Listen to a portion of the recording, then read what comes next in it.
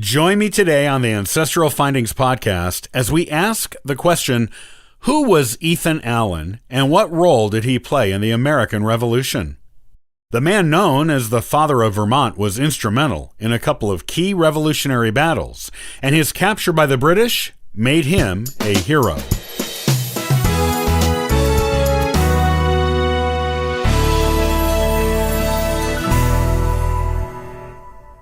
Ethan Allen may be best known as the Father of Vermont, but he was also a Revolutionary War hero in his own right.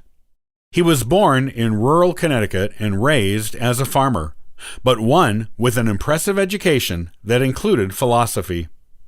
His experience as a farmer led to him becoming interested in land speculating, and he purchased land in the New Hampshire grants. In so doing, he became involved in legal disputes surrounding this territory, which was claimed by both the New York and New Hampshire colonies. Allen got involved when the Green Mountain Boys formed to protect the grants from New York. In fact, Allen became the leader of the group, and they began a campaign of intimidation and destruction of property to force the New York settlers off the grant land. They were already deeply involved in this campaign when the Revolutionary War started.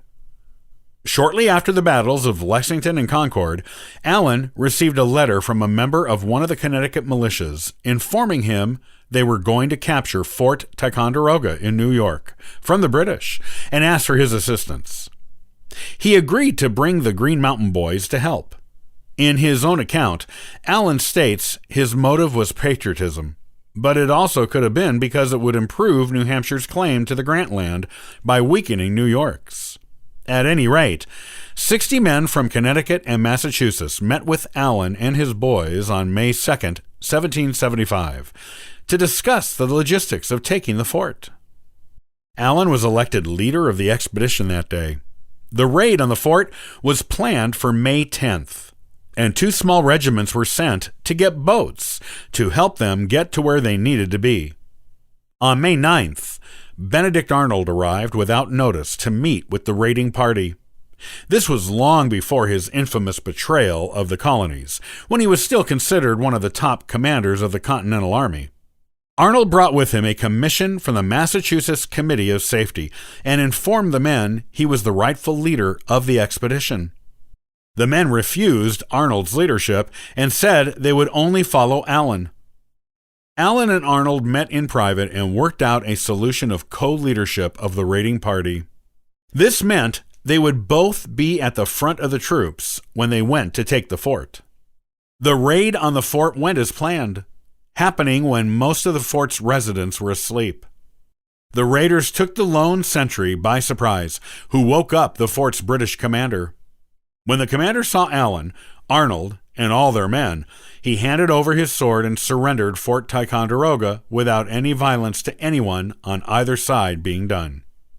Allen's fame in the revolutionary cause was established quite firmly in this victory. However, his second revolutionary endeavor did not go quite as well. In September 1775, he led an army to gain control of Montreal, which was not successful and resulted in him being captured by the British. He was put on a ship and sent to England, where he was, in his own words, treated very badly in his prison in Cornwall. The king decided that prisoner exchanges were a better method of dealing with these things, as many British soldiers and commanders had been captured by the colonists. Allen was put back on a ship and returned to New York City.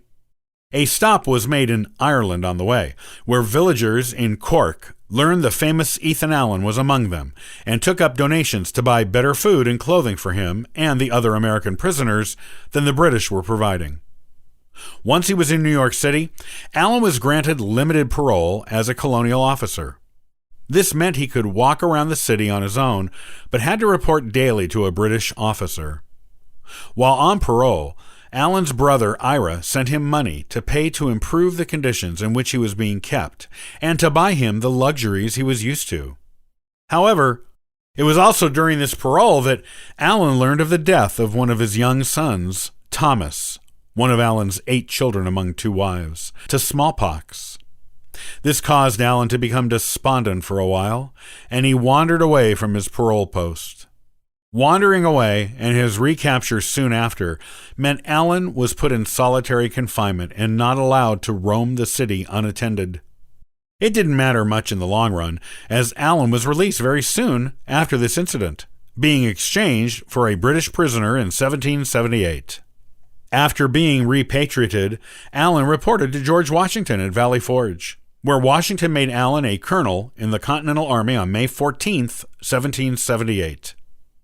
Washington cited Allen's fortitude, firmness, and zeal in the cause of his country, manifested during his long and cruel captivity, as well as on former occasions. Allen was granted military pay of $75 a month. His new rank, however, meant there was no active role for him in the war unless called upon to do something. As he was never called upon, his payments were eventually discontinued.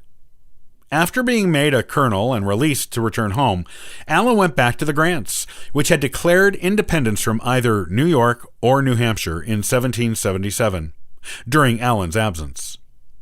The Grants were now the newly independent nation of Vermont.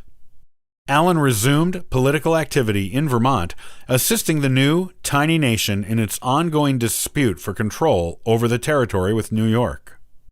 Once New York backed off, Allen was instrumental in efforts by the leadership of Vermont to be recognized as a nation by the Continental Congress. He also participated in negotiations with Great Britain for the possibility of Vermont becoming a British province. Ethan Allen died at the age of 50 after losing his first wife and eldest daughter, remarrying, and having 3 more children by his second wife, the last one being born posthumously. He died at his home in Burlington, Vermont, which was part of the original Grant land he purchased. Though he died 2 years before Vermont was admitted to the new United States as its first state that wasn't an original colony, he is still considered the father of Vermont because of his efforts to make it free, and was honored as such after his death. Vermont still honors him, and his name is practically synonymous with the state he helped create.